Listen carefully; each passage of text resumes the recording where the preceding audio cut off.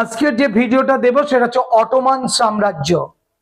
আমরা অটোমান সাম্রাজ্য সম্পর্কে অনেক বিষয় জানব, তার সাহিত্য, তার চিত্রকলা, তার ভাস্কর্য, তার সঙ্গীত, তার সাহিত্য অনুরাগী, এবং শুধু তাই নয়, এই সময়কালে কোন কোন বিষয়ে তারা পারদর্শী ছিল এবং কারা পারদর্শী ছিল, এই সমস্ত বিষয়গুলো আমরা আজকে একটা ভিডিওতে খুব অল্প সময়ের মধ্যে জেনে নেব।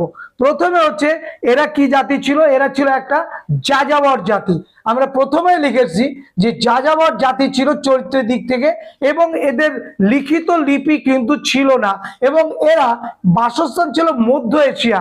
মধ্য এশিয়া থেকে কিন্তু এই অটোমান সাম্রাজ্য গড়ে উঠেছিল, এবং এই মধ্য এশিয়া থেকে অটোমান সাম্রাজ্যের সমস্ত কিছু, তার সাহিত্য, শিল্প, সংস্কৃতি সমস্তটাই আমরা দেখি। এবারে চলে আসি ব্যবহার ভাষা, অর্থাৎ যে ভাষাটা ওরা ব্যবহার করত, কোন ভাষা ব্যবহার করত, আরবি ভাষা এবং ফার্সি ভাষা। পরবর্তীকালে ফরাসি ভাষাতেও তারা কিন্তু বোধপুত্তিগত অর্জন করে। তিনটে ভাষা কিন্তু ওরা জানতো। সাহিত্য রচিত হয়েছিল কিন্তু তুর্কি ভাষায়। পরবর্তীকালে অটোমান সাম্রাজ্যের শাসকরা যে ভাষাতে সাহিত্য রচনা করেছিল সেটা কিন্তু তুর্কি ভাষা। আরবি ভাষাও না, ফার্সি ভাষাও না, ফরাসি ভাষাও না।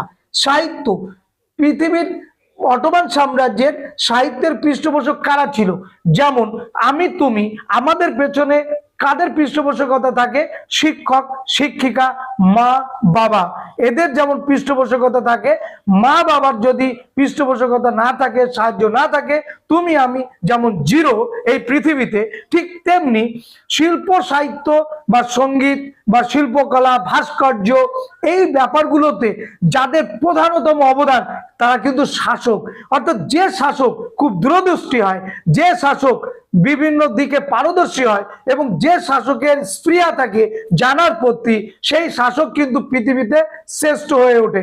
এবং তার সাম্রাজ্যে সাহিত্যিকদের যেমন আনাগোনা থাকে, শিল্প, ভাস্কর্য, বিজ্ঞানী, কলা কুশলী এবং নাট্যকার সমস্তরা তারা কিন্তু দেখভাল করে, এবং তাদেরকে নিয়ে কিন্তু এই সাম্রাজ্যের উন্নতি সাধনের চেষ্টা করে। ব্যবসা বাণিজ্যের পাশাপাশি, আমদানি রপ্তানির পাশাপাশি, এবং নতুন রাজ্য জয়ের পাশাপাশি। ঠিক এখানে সাহিত্যর দিক থেকে আমরা দেখব যে সুলতানরা, অটোমান সাম্রাজ্যের সুলতানরা এই সাহিত্যের অন্যতম পৃষ্ঠপোষক ছিলেন। সাহিত্য চর্চা হতো কোন কোন ভাষায়?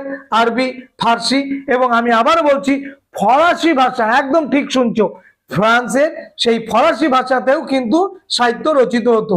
তুর্কি সাহিত্যের জনককে এখানে লেখা দেখো, তেফিক এবং ফিকরেট। ফিকরেট তুর্কি সাহিত্যের জনক। তার হাত ধরে তুর্কি সাহিত্যের যত জয়গান গাওয়া হচ্ছে। নেক্সট হচ্ছে তুর্কি সাহিত্যের ধারা কোন ধারাতে লিখতো, কিভাবে লিখতো? সবই কি গদ্য, সবই কি পদ্য, না অন্য কোনো চলিত ধারা ছিল? না, কোনো চলিত ধারা ছিল না। গদ্য এবং পদ্য এই দুটো রীতিতেই সাহিত্য লেখা হতো। নেক্সট হচ্ছে তুর্কি গদ্য সাহিত্যের জন্ম হয় কোন সাহিত্য থেকে? আরবি সাহিত্য থেকে। এবং আরবি সাহিত্য যা ছিল সেটাকে অনুকরণ করত বা অনুবাদ করে তারা কিন্তু এই সাহিত্যের দিকে এগিয়ে গিয়েছিল।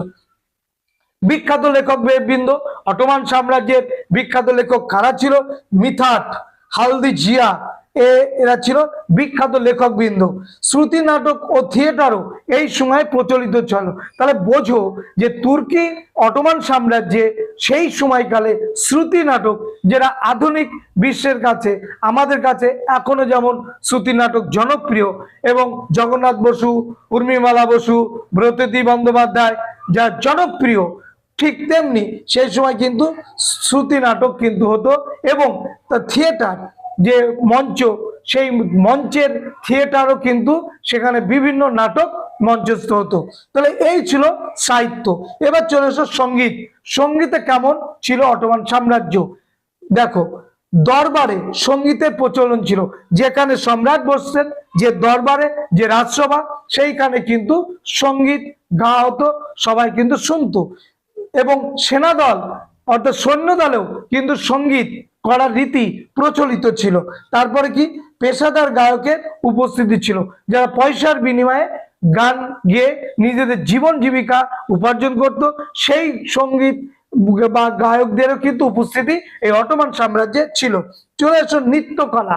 এখানে কি পাবো? সঙ্গীতের পাশাপাশি নাচ সেটাও কিন্তু বা নৃত্য এখানে প্রচলিত ছিল। এবং হারেমে মহিলা ও শিশুদের নৃত্য পরিবেশন হতো। হারেম কাকে বলে? হারেম হচ্ছে সেটাই যেখানে সুলতানদের রমণীরা অর্থাৎ তার স্ত্রীরা যেখানে থাকতো সেটাকে বলা হতো হারেম। এখানে সুলতানদের একটা স্ত্রী থাকতো না, তোমরা জানো অনেক স্ত্রী ওদের ছিল। সেই অনেক স্ত্রীর যেখানে বসবাস ছিল সেটা হচ্ছে হারেম। সেই হারেমে ওই স্ত্রী এবং সন্তানরা তারাও কিন্তু এইরকম নৃত্য বা গীত তারাও কিন্তু করে সময় কাটাতো। নেক্সট হচ্ছে খেলাধুলা। খেলাধুলা কি কি ছিল? কুস্তি খেলা প্রচলিত ছিল এবং বিখ্যাত কুস্তিগির ছিল পেলিভান। এছাড়া জেরিট নামে একটা বর্ষা ছোড়ার খেলা হতো, জেরিট। এবং এটাও কিন্তু এই অটোমান সাম্রাজ্যে প্রচলিত ছিল যে বর্ষা ছোড়া। বর্তমানেও কিন্তু এই খেলা আজও আছে, কুস্তি খেলা আজও আছে এবং অলিম্পিকে এই দুটো খেলা কিন্তু আজও প্রচলিত আছে। নেক্সট হচ্ছে স্থাপত্য। স্থাপত্য রীতি গ্রিক ও রোমান স্থাপত্য রীতি এখানে ছিল। আমাদের যেমন গান্ধার শিল্প গ্রিক, রোমান এবং ভারতীয় শিল্পরীতির সংমিশ্রণে গান্ধার শিল্পরীতির বিকাশ ঘটেছিল, মথুরা শিল্পরীতির বিকাশ ঘটেছিল। তার মধ্যে গান্ধার শিল্পরীতি সব থেকে ভালো এবং তোমরা শুনলে অবাক হবে গ্রিক দেবতা অ্যাপেলোর মতো তার ঊর্ধ্ব অঙ্গ এইটা ছিল অ্যাপেলো দেবতার মতো কার? বুদ্ধ মূর্তি। সেই বুদ্ধ মূর্তির রীতি দেখা যায় আমাদের গান্ধার শিল্প রীতিতে। এখানেও আমরা দেখছি গ্রিক রোমান স্থাপত্য রীতি এই অটোমান সাম্রাজ্যের ওপর ব্যাপক প্রভাব পড়েছিল। অটোমান তুর্কিদের হাতে শিল্পকলার বিকাশ ঘটে।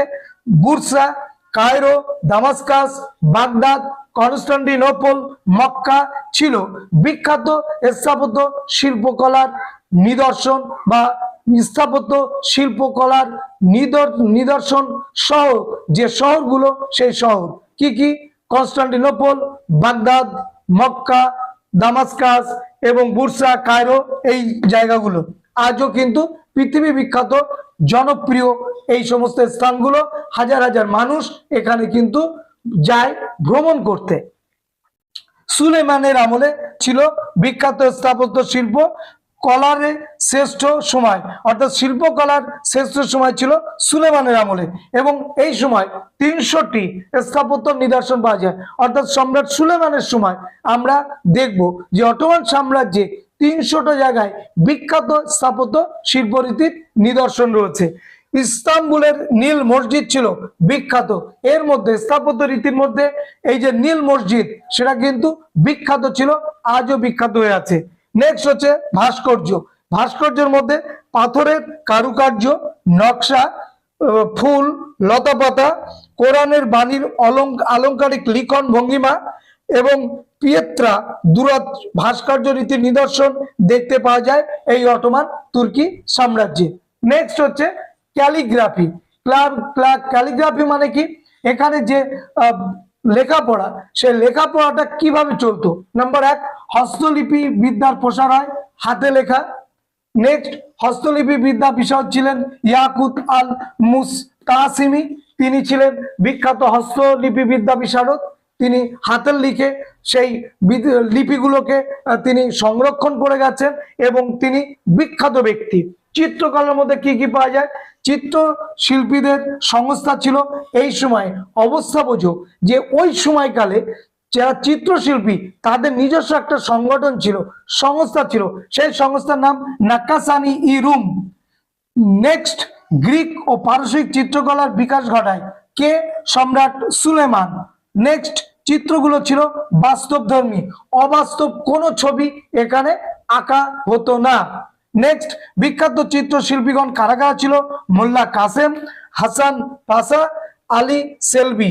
তাহলে মোল্লা কাসিম, হাসান পাশা, আলী সেলাবি প্রমুখ ছিলেন বিখ্যাত চিত্রশিল্পী অটোমান সাম্রাজ্যে। লাস্ট, জ্ঞান বিজ্ঞান।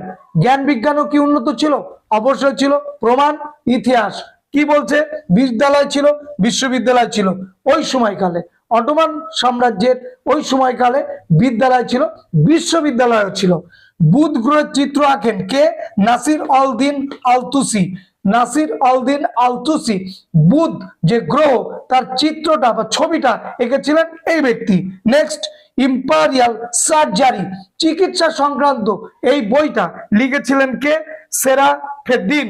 সেরাফেদ্দিন চিকিৎসা সংক্রান্ত ইম্পেরিয়াল সার্জারি এই বইটা লিখেছিলেন। তাহলে এক নজরে আমরা দেখে নিলাম যে অটোমান সাম্রাজ্যের কোন কোন বিষয়গুলি তারা কেমন অবস্থা ছিল বা কেমন ভাবে তাদের এই শিল্প সাহিত্য সংস্কৃতির শ্রীবৃদ্ধি ঘটিয়েছিল এবং কার আমলেই সব থেকে জনপ্রিয় হয়েছিল। আমরা এই ভিডিওতে অল্প সময়ের মধ্যে জেনে নিলাম। নেক্সট ভিডিওতে তোমাদের আরো অন্যান্য টপিক নিয়ে হাজির হব। সবাইকে ধন্যবাদ।